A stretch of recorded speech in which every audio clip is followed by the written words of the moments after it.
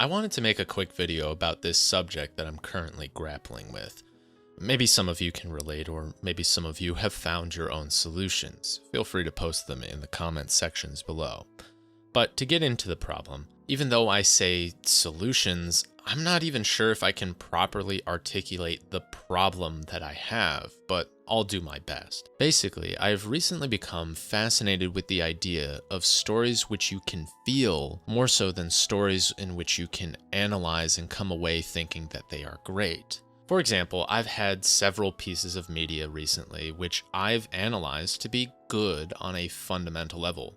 In fact, maybe even great. But at the end of the day, they just did not resonate with me emotionally. And then we turn to some pieces of media which I have analyzed as flawed or incomplete. But when it comes to my enjoyment and my emotional attachment with those stories, I simply prefer them over the former. And this isn't a video about The Room or anything where it's so bad that it's good. More so that there are movies, shows, and books where I've noticed glaring flaws in their storytelling, but which I have come away from happier having watched them than the ones which lack those flaws. Even more interesting to me is the idea that something can be more compelling in its abbreviated version where I don't know all of the details, but which manages to capture my emotions anyway. Meanwhile, it's that same show I can come to dislike once I've seen the full thing. I know I'm speaking in vague and confusing terms, so I'll start it off with a classic example on this channel.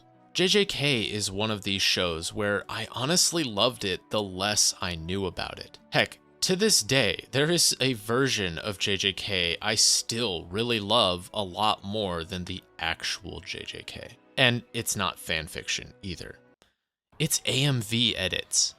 The one where Yeet is blaring over quotes from the show. The ones which manage to capture the emotions and weight of JJK's story while being unburdened by all of the show's flaws and poor choices. Isolated in this little bubble of emotion and cool quotes. The strongest sorcerer in history versus the strongest sorcerer of today. Black sparks don't choose who to bless. Mahito is rising on a trajectory which might allow him to surpass even Sukuna himself. Maki Zenin burning it all down. Toji Zenin, the one who left it all behind. These phrases go hard, and they make me feel how cool JJK is. And then I watch the show, and while in the beginning it manages to capture those emotions for me, it also falls flat on many of the others. And while we could say it's not the story, but what you associate with the story, in this instance, what's confusing to me is the fact that it's the same story, but one is told with hype music in the background and minimal dialogue, whereas the other is the actual show itself. I like the things that the AMV gets me to imagine rather than what I actually got from the show. I like the fundamental concept of JJK more than the execution of it.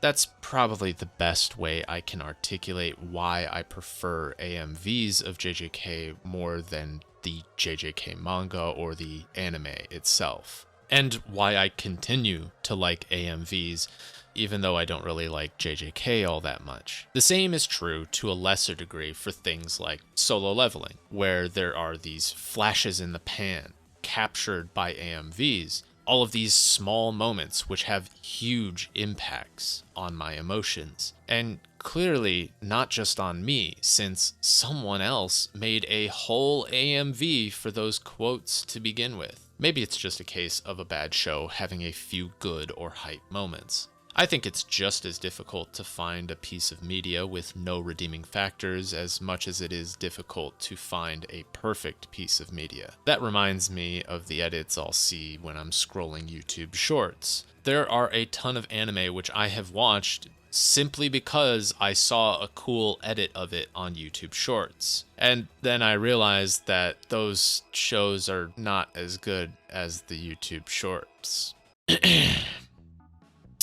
Yeah.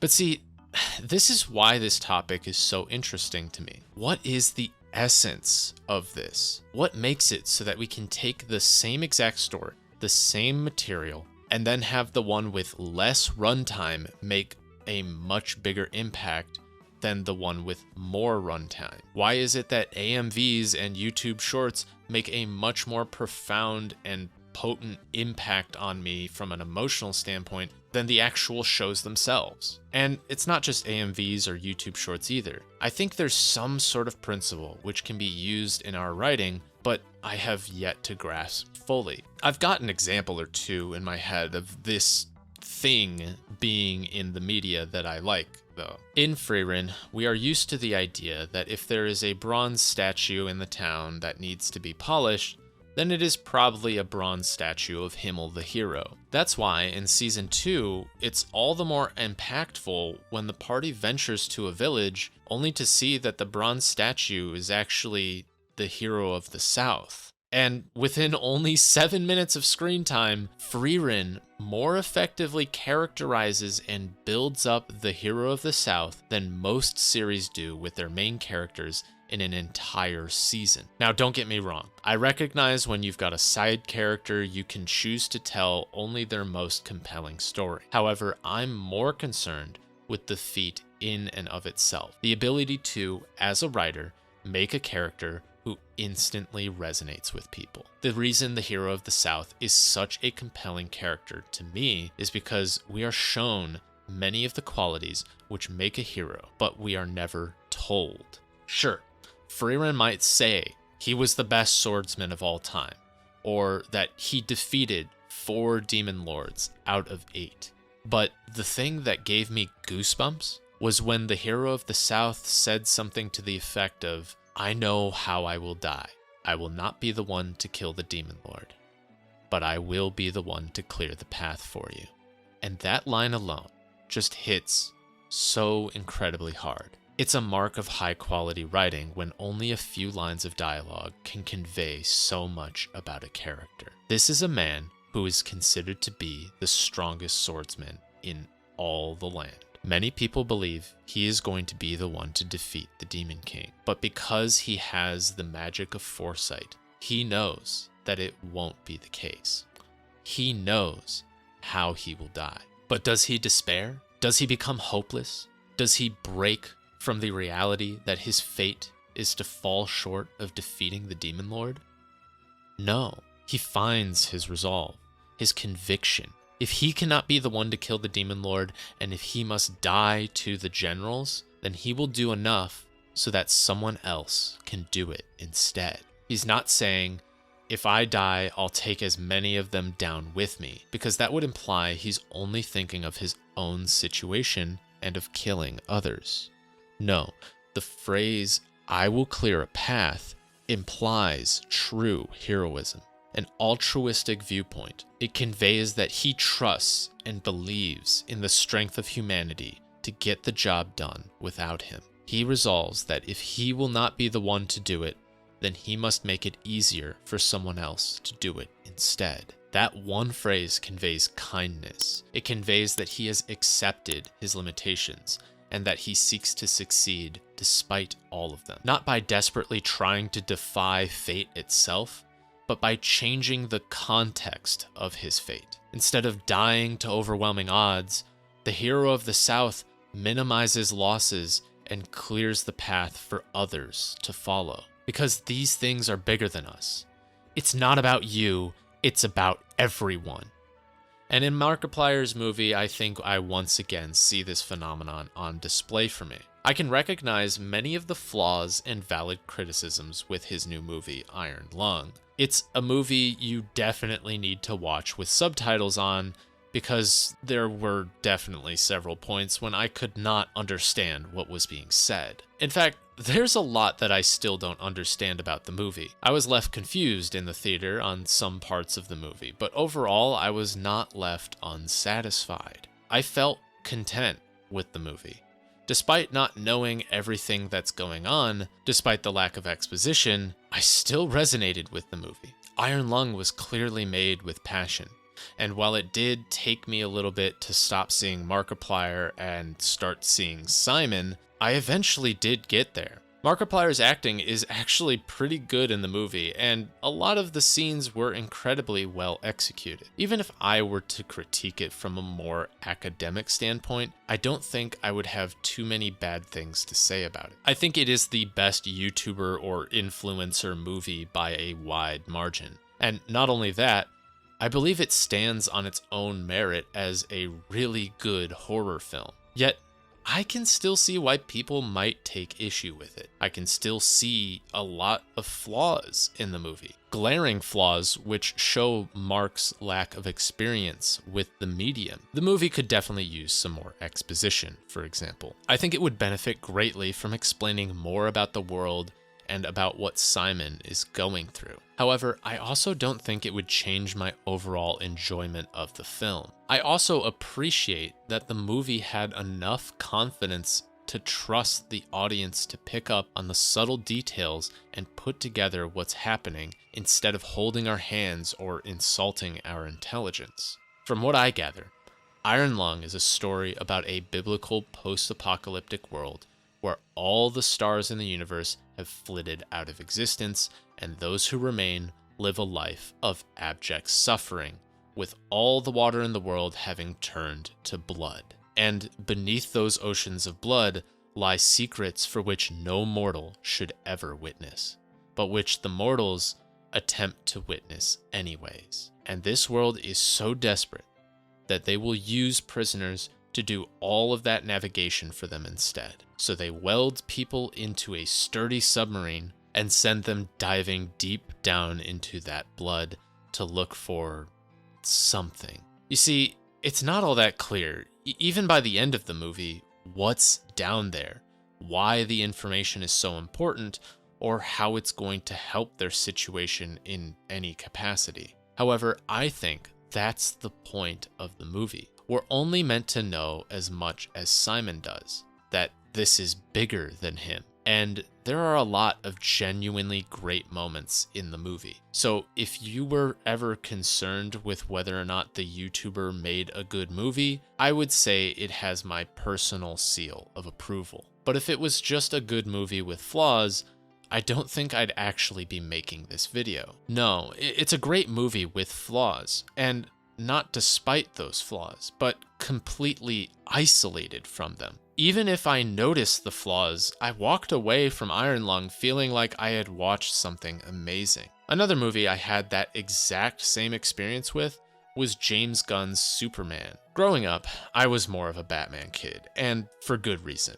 He just had the better shows, and the Justice League writers loved to glaze him. But as I've grown older, I've also grown an appreciation for the character of Superman, what he represents, and why he's such an important character to have, especially with the world being what it is today. So when I watched the James Gunn version of Superman, I have to say I had a very similar experience to when I watched Iron Lung. There was a lot of campy, corny dialogue in that movie. Some interactions which just didn't feel like they were the best that they could be. There were a few plot conveniences so that the story would just continue, and some of the stuff Superman was fighting was also a bit on the nose, but this was also the best Superman movie of all time for me. And I've watched every single one of them up until now. I think they really captured Superman's character in this movie in a way that no other movie, and even most comic books, haven't. Superman is the definition of a paragon. He's a kind person who will do the right thing even if it is the most difficult option. He's not perfect, but that's exactly why he's such a compelling character. He cannot always have the most perfect solution, but his flaws don't need to make him a bad or broken person. They simply need to obstruct his goals. His shortcomings can be made up for by other people around him. Because at the end of the day, Superman is more man than super. It is exactly because he is so human that it often makes me feel like I too can work towards something better if I just set my mind to it. So once again, I go out of the movie having enjoyed it despite the fact I recognize the movie's flaws. And once again, I don't think the removal of those flaws would have made the movie any more or less enjoyable for me. Perhaps it's the case that as writers, the things we collectively view as flaws in writing are actually just the quirks which make our work uniquely special. Sure, we can sanitize everything. We can make the plot so tight it'll pop your eyeballs out. We can create something with all the boxes checked. All the things we are supposed to enjoy in one movie or show or manga or book. We can make something which is nearly perfect from a technical standpoint. Perhaps one day, AI might even be able to create stories with far less flaws than human beings ever could. Perhaps it could write things which are better by all of these rules and standards we apply to writing. But I have to wonder if it would actually be any better, if there's not something that's still somehow missing along the way. And we might scream, it's a difference of passion. It's because one's a robot and the other's a human. But then we can also point to passion projects which aren't as great, or human-made movies which are just as emotionless and shallow. I would struggle to believe that most movies don't have at least several people who are extremely passionate about what they do. We can boil it down to talent, but the more we think about that term, the less it makes sense. Writing is a game of inches. One word can make all the difference in how something reads. One sentence placed before or after another can change the meaning and our enjoyment of that thing. And despite that, writing does not need to be perfect in order to be profound or to resonate with people. It's almost like a Jenga tower. Sometimes it can look like a choice won't work, or that the tower should not be standing. And yet, it does, and it is. In fact, it's standing higher than anyone imagined it could. But we are always wondering what our next move is. And is it the fate of all writing to pull from its foundations until it comes crashing down? Sometimes I feel like that with my own writing. I wonder if maybe all of the changes that I make to my manuscripts are actually creating a better story. And if maybe changing it as much as I do, I'm only creating a different story. I play this constant battle of inches when it comes to my manuscript. There's always something to improve, always something to change or shift around until I'm happy with it again. Art isn't done until it's seen by the public. It's not done until it's pulled away from your arms. But then again, a child is not fully grown until they are allowed to go out on their own as well. Hanging on to your writing for too long is like spoiling your children. We spend so much time protecting our writing from the outside world that sometimes we prevent it from standing on its own 2 feet and forming its own identity beyond our influence. And maybe that's the answer to the question of whether or not we should separate the art from the artist. In many ways, we should treat it the same as a child and their parent, too. There are some things to blame the parents for: bad habits, prejudices, trauma, and yet the sins of the parents are not the fault of the child. And liking the child does not mean liking the parent. And just like a kid, our art should outlive us. So we might as well raise it right. But that starts with a conscious choice in one moment. Here and now, to find answers for yourself, it's time to open up a document and start writing.